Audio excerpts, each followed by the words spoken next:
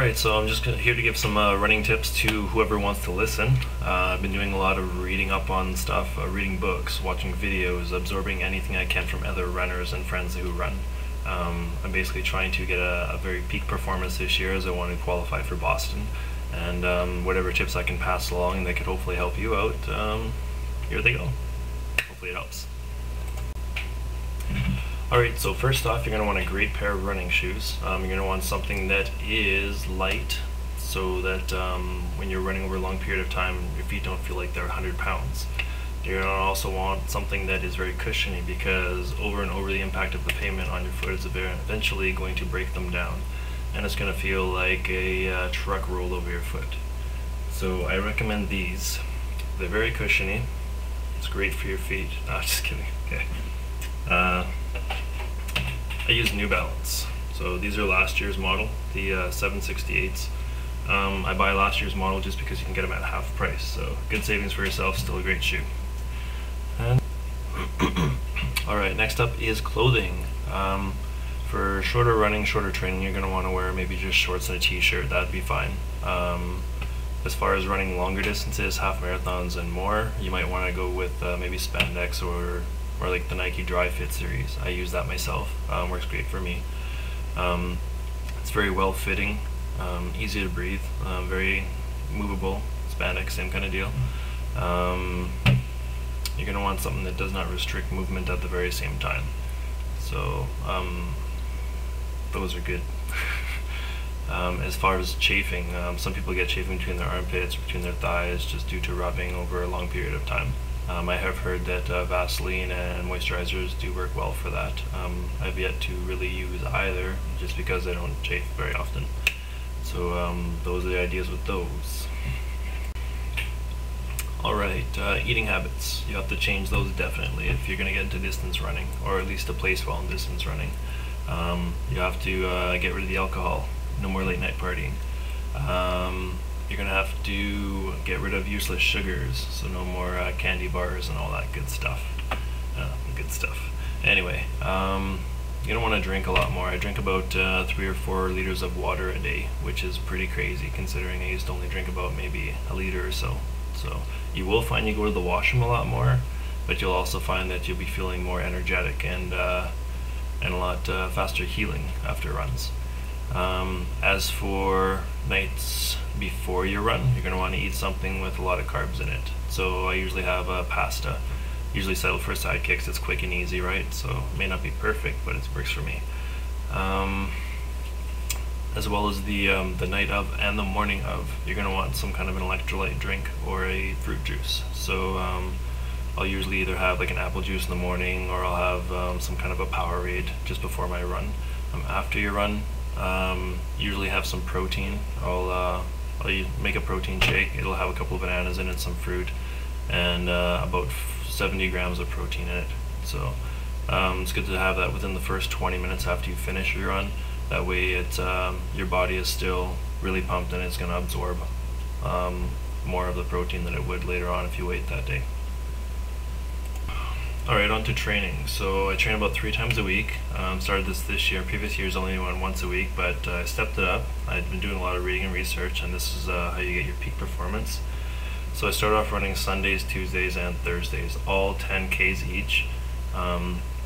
Sundays is usually going to be your long run, so after you're comfortable doing that, for doing your 3 runs a week for the first couple of weeks, you can gradually start to increase your Sunday run by about they say max 10%, but I push it as far as 20. I wouldn't say go beyond that, although I have at times, but you will pay for it with injuries or strains and whatnot. As far as your running stance, I had to correct my own because of the way my posture was. I'll show you.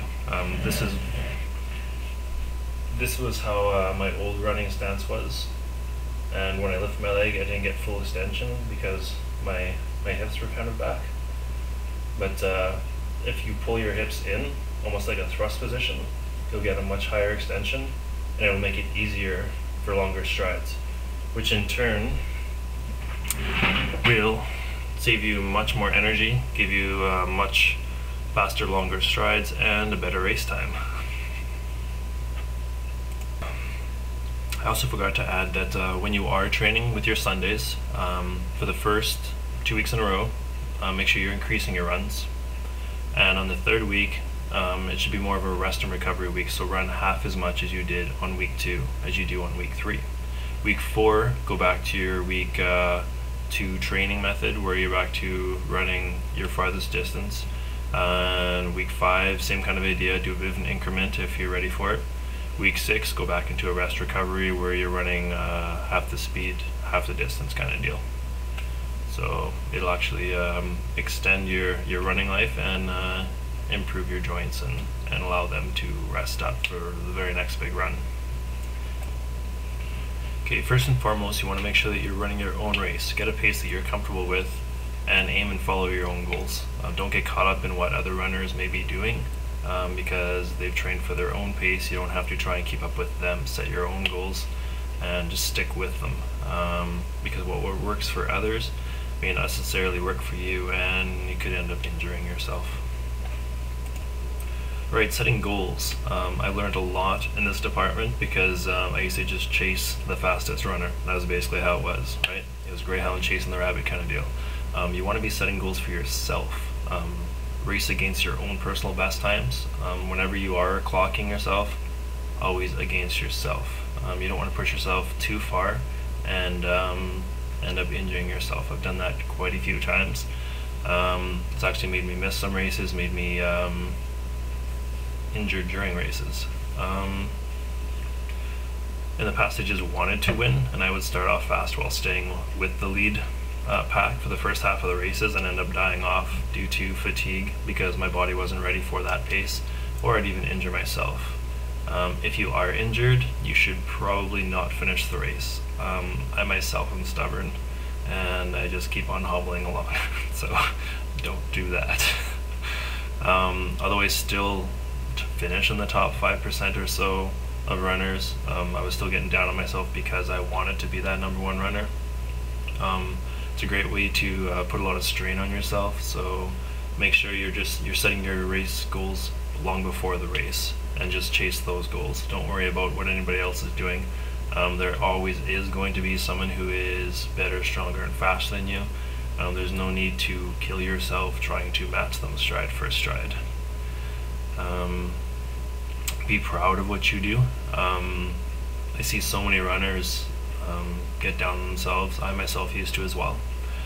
Be proud of what you've done. You're running long distance, and that's basically the hardest sport that there is. You can argue me down on that point, but you run 26 miles and tell me how great you feel after. So no matter what, be proud of where you finish. That's the biggest rule for yourself right there. Be proud of yourself.